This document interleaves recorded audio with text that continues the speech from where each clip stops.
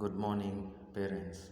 Do you have a young boy who who was supposed to go through this rite of passage from boyhood to adulthood?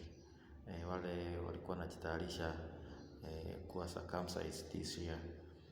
Tumesikia habari nyingi from all over, different grouping have coming. Some are saying, yeah, we should go ahead and have those boys circumcised. Others are saying, no, we shouldn't go that route. And the thing is, we should be asking ourselves, what are some of the reasons why such kind of a very important practice be postponed? And the truth is, there are reasons that have made even in history for circumcision to be postponed. And I want to just share with you some of the reasons that would make boys not be circumcised this year. And if we have those reasons, then it will be very, very bad for a parent to choose not to listen to these men. So among the many other reasons that would stop or postpone circumcision would be if maybe there is a kind of a disease, like an outbreak, epidemic, like we call it Itwika. So those things makes such kind of ceremonies to be postponed. And then also there could be war, maybe in wakati wa vita, maybe nations are fighting against nations, like during the time of world wars. Yes, that's another reason, because how would you go circumcising a person and then there are bandits coming to fight? How will this young man or young boy be able to run away?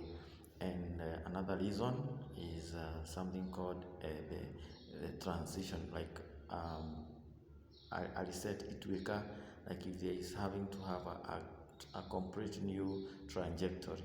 So and I think among many other things that could have made these men to postpone circumcision this year is the issue of Itwika. Although most of them are talking about the education system, they are saying that these young boys will still in next year will go back to the same school. So they are seeing like they will have some kind of conflict in schools, but in the real sense that could not be the case. How sure are we that we are going to have people going back to school next year? But for me, I believe with all these things that are happening around, the issue political, economic, everything, it's a sign that we are getting into a complete new revolution, new dispensation, new revival, so a complete newness. And that's why it is important, first of all, to postpone these practices, so that now after we start anew, when we have this reset, we will be able now to plan and to understand how are these practices being conducted. Because even as we know, yeah, we have wazee who have been doing it very well, and they take the boys, they go through all those processes. But we still have others who don't mind, who don't care, as long as the boy goes to the hospital, he's cut. We call it surgery. It's just cut that thing and that's it. There is no kind